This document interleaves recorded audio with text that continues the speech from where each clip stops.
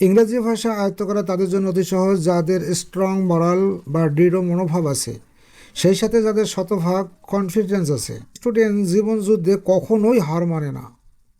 যারা কঠোর সাধনায় ইংরেজি ভাষা আয়ত্ত করতে পারবেন তাদের কেরিয়ারটা এমন পরিবর্তন হবে যেটা কল্পনা করতে পারবেন না কেউ।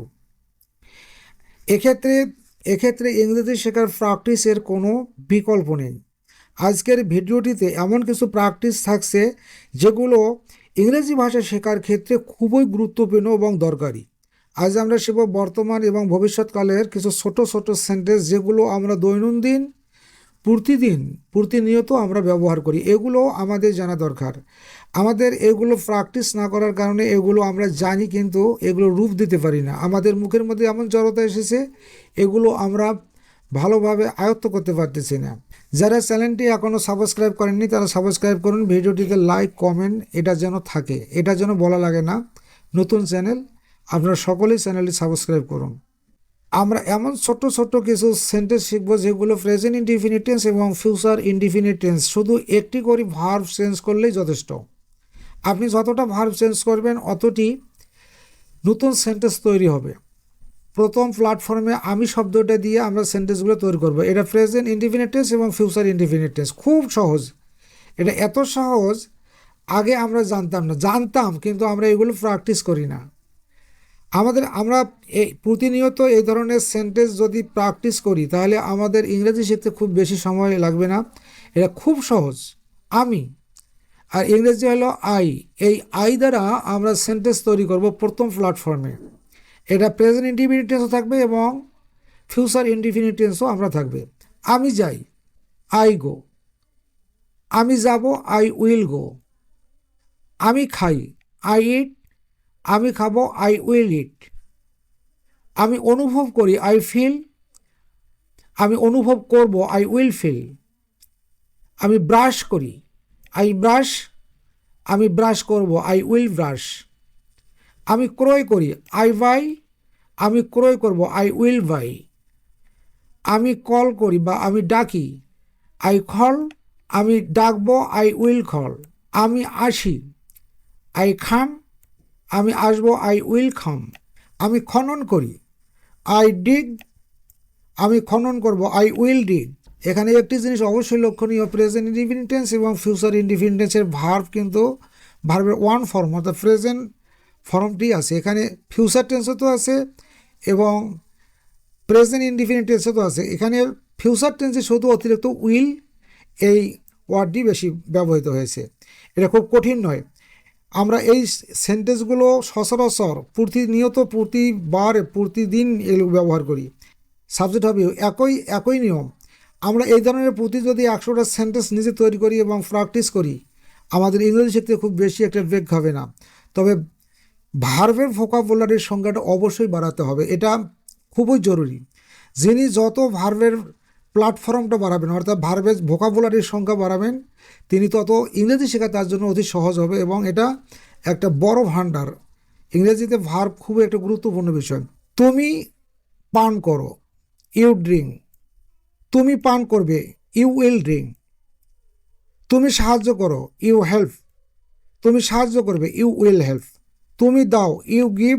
তুমি দিবে, ইউ উইল গিভ। তুমি আশা করো, ইউ হোপ। তুমি আশা করবে, ইউ উইল হোপ। তুমি জানো, ইউ নো। তুমি জানবে, ইউ উইল নো। তুমি তাকাও, ইউ লুক। তুমি তাকাবে, ইউ উইল লুক। তুমি ভালোবাসো, ইউ লাভ। তুমি ভালোবাসবে, ইউ উইল লাভ।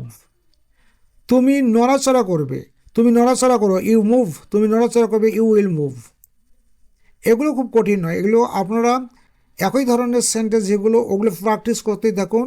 আমরা তারপর প্ল্যাটফর্মে দেখি কী আছে। এখানে দেখুন এই ফর্মে হি দ্বারা সেন্টেন্স তৈরি করা হবে, সে। এইখানে একটি ক্রিটিক্যাল বিষয় আছে যেটা আমরা অনেকে জানি বা সকলে জানি। সাবজেক্ট যদি থার্ড পারসন সিঙ্গুলার নাম্বার হয় আই আর ইউ ব্যতীত, আই ইউ ব্যতীত যতগুলো সিঙ্গুলার নাম্বার সাবজেক্ট আমরা প্রেজেন্ট ইনডিফিনিট টেন্সের মধ্যে পাবো সেখানে ভার্বের সাথে এস বা ইএস যুক্ত হবে, এটা আমরা সকলে জানি। আজকে যেহেতু এটা আলোচ্য বিষয় না, এটা এ প্রসঙ্গে আমরা ওই বিষয়ে সময় নষ্ট করব না। সে হাঁটে, হি ওয়াকস। সে হাঁটবে, হি উইল ওয়াক। সে আদেশ করে, হি অর্ডার্স, সে আদেশ করবে, হি উইল অর্ডার। সে ধৌত করে, হি ওয়াশেস, সে ধৌত করবে, হি উইল ওয়াশ। সে খেলে, হি প্লেজ, সে খেলবে, হি উইল প্লে। সে সংরক্ষণ করে, হি সেভস, সে সংরক্ষণ করবে, হি উইল সেভ। সে লিখে, হি রাইটস, সে লিখবে, হি উইল রাইট। সার্চ মানে অনুসন্ধান করা, হি সার্চেস, সে অনুসন্ধান করে, সে অনুসন্ধান করবে, হি উইল সার্চ। সে চায়, হি ওয়ান্টস, সে চাবে, হি উইল ওয়ান্টস। এমনিভাবে আমরা শত শত সেন্টেন্স তৈরি করতে পারবো। শুধুমাত্র আমাদের আত্মবিশ্বাস থাকতে হবে। কনফিডেন্স যদি আমাদের 100% হয়, আমি ইংরেজি শিখবই ইনশাল্লাহ, এটা কোনো ব্যাপারে না, কিন্তু প্র্যাকটিসের কোনো বিকল্প নেই। এই ধরনের আজকে যে আমরা সহজ টেকনিকটি শিখলাম, সহজ টেকনিক চ্যানেলের মাধ্যমে, এই টেকনিকটি আপনি জীবনে প্রয়োগ করুন, আপনি দেখবেন ইংরেজি শেখা আপনার জন্য কত সহজ হয়ে যায়। প্রতিদিন আমাদের প্রতিদিন একটি করে নিয়ম শিখব এবং ইংরেজির আমরা রাজা হয়ে যাব। প্রতিদিন একটি করে নিয়ম শিখতে হবে এবং এগুলো অনর্গল প্র্যাকটিস করবেন। প্র্যাকটিসে করবেন কীভাবে? আপনি শুয়ে আছেন, একা একাই প্র্যাকটিস করবেন। যতটুকু জোরে বলা সম্ভব সেইভাবে প্র্যাকটিস করবেন। যতটুকু জোরে বলা যাবে অতটুকু প্র্যাকটিস করবেন। হেঁটে হেঁটে যাচ্ছেন, একা একা প্র্যাকটিস করুন। আমরা যারা ইংরেজিতে দুর্বল, তারা সাধারণত মানুষের সম্মুখে বা জনসম্মুখে ইংরেজি বলতে পারি না, লজ্জাবোধ করি। কিন্তু এখানে আপনি একাই আয়নার সামনে অথবা একাই শুয়ে আছেন অথবা হেঁটে যাচ্ছেন, বিশ্রাম করছেন গাছের নিচে অথবা গাড়ির মধ্যে আছেন, আপনি একাই এই প্র্যাকটিসগুলো করুন, দেখবেন আপনার কাছে ইংরেজি 3 মাসের মধ্যে আপনি কতটুকু অ্যাডভান্স হয়েছেন।